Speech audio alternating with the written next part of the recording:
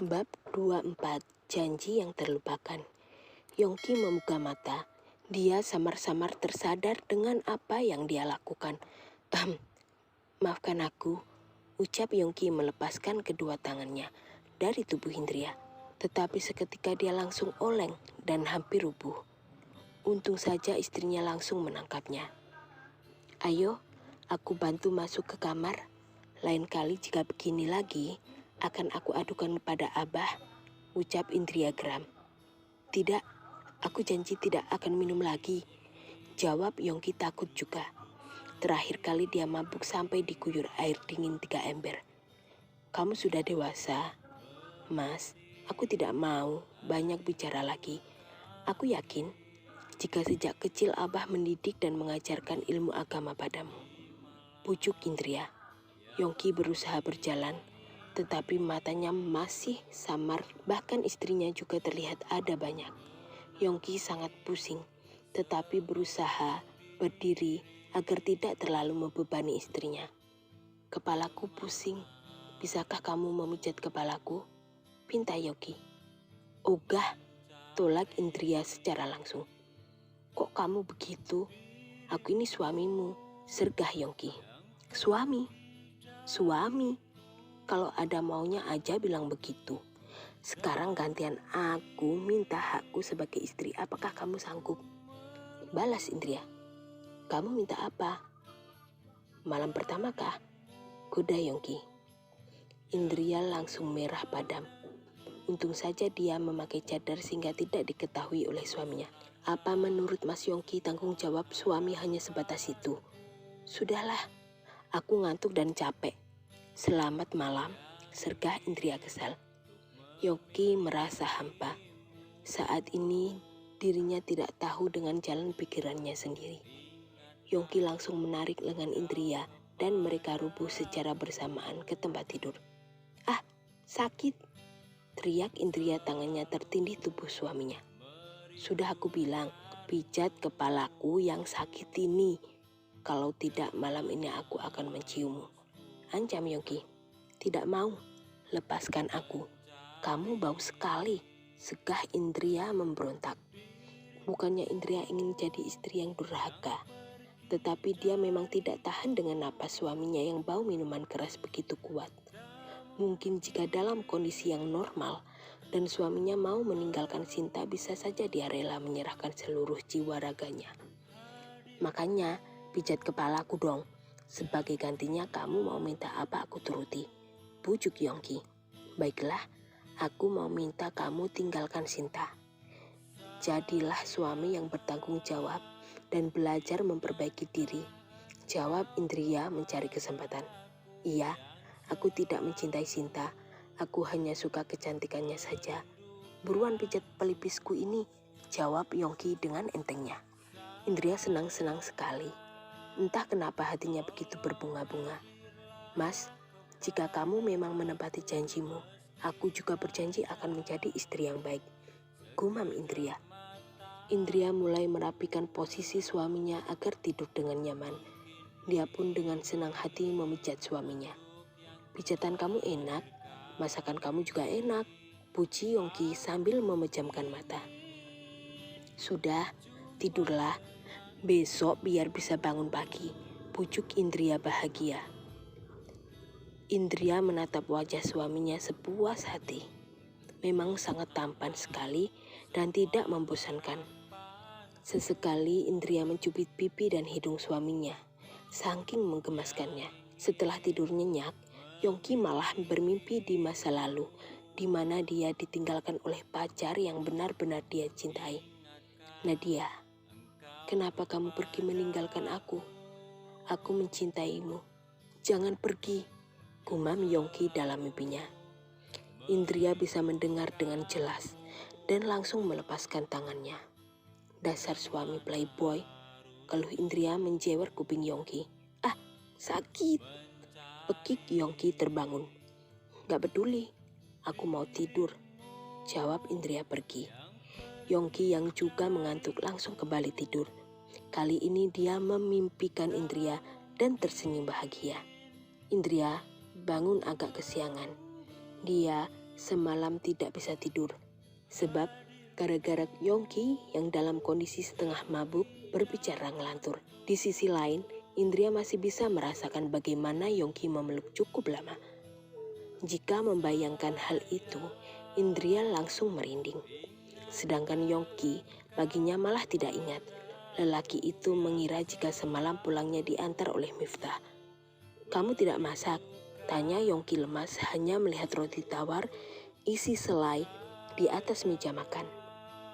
"Tidak, aku bangun kesiangan," jawab Indria buru-buru menyiapkan segelas susu untuk dia dan suaminya. "Terus aku tidak dibuatkan bekal makan siang," bekik Yongki agak kecewa. "Kan bisa beli," balas Indria mencoba menahan nada suaranya agar tidak lebih tinggi dari suaminya.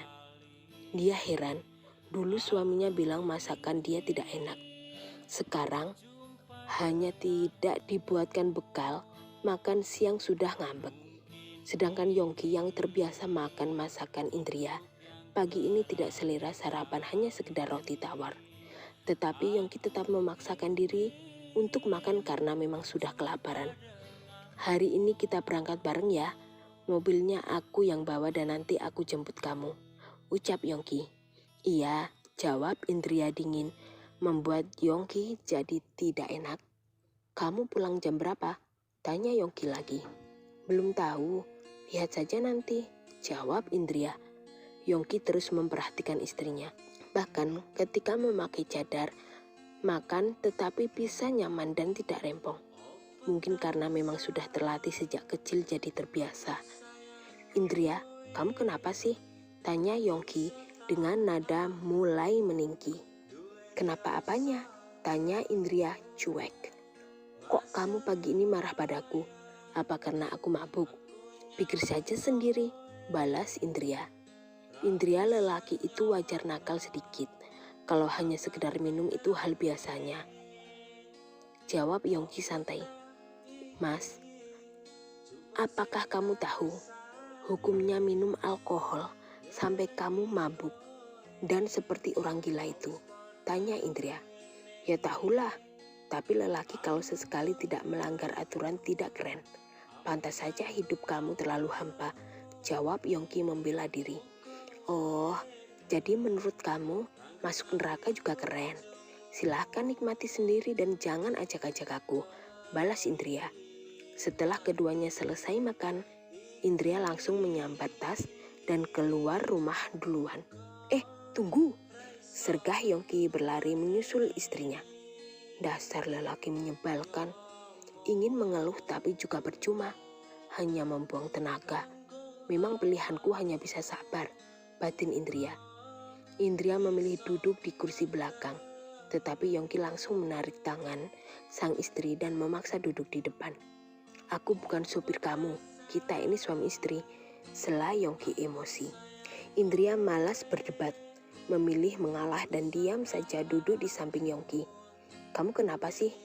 Dari tadi cuek terus padaku. Apakah semalam saat aku mabuk, aku berbuat sesuatu yang buruk?" tanya Yongki sungguh tidak mengerti. Indria meringis, tetapi memilih menghela nafas panjang. "Buruan berangkat, nanti keburu telat," sergah Indria. Yongki melajukan mobilnya sambil mengingat-ingat apa yang sudah terjadi semalam. "Mas, nanti mampir ke Indomaret sebentar, aku mau beli sesuatu," pinta Indria masih dengan sikap cueknya.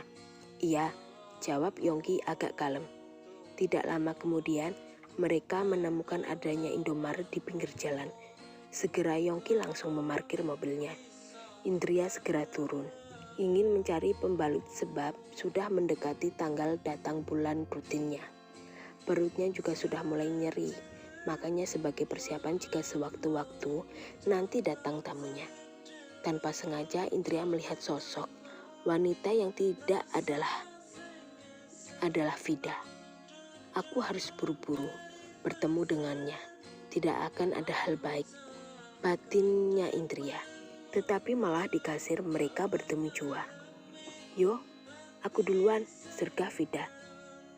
"Silahkan Mbak Vida duluan," jawab Indria mengalah. "Jangan dok, baik deh." Kamu kan punya hobi suka merebut milik orang lain, sindir Vida. Mulai lagi deh, tapi Indria tidak punya waktu dan harus segera berangkat mengajar. Dia tetap diam. Vida sudah selesai, tetapi melihat Indria yang tampak terburu-buru jadi sengaja memperlama. Astagfirullah, kenapa ada orang seperti ini sih? Tidak sadarkan jika mempersulit orang lain juga akan terkena timbal balik yang sama dari karma? Batin Indria. Karena sudah tidak ada waktu lagi, Indria terpaksa menyodorkan uang. Mas, maafkan saya kalau lancang, tapi saya buru-buru. Saya beli ini dan kembaliannya buat Mas saja. Pintar Indria. Tentu saja penjaga kasir dengan senang hati mengerahkan plastik. Kamu ini tidak sopan sekali sih, bekik Vida. Indria sungguh tidak peduli. Dia langsung pergi tetapi tangannya langsung ditahan oleh Vida. Kamu ini punya etika tidak? Main nyelonong saja, bentak Vida. Indria semakin panik karena Vida tidak akan melepaskan dia begitu saja. Tetapi tiba-tiba Yongki datang. Lepaskan tangan kotormu dari istriku, gertak Yongki. Istri? Tanya Vida. Iya, dia istriku, jawab Yongki tegas. Pada saat itu Indria terpana. Sungguh suaminya pagi ini tampak keren sekali. Oh, kalau begitu bilang istrimu jangan suka mengganggu suami orang lain, balas Vida ngotot. Mantan suamimu maksudnya? Atau selingkuhan kamu yang masuk penjara itu? Sindir Yongki. Bisa kaget, tidak mengira jika suami Indria mengetahui hal itu. Mulai sekarang jangan berani main-main dengan istriku, atau akan aku buat kamu masuk penjara menemani selingkuhanmu, ancam Yongki dengan tatapan tajam.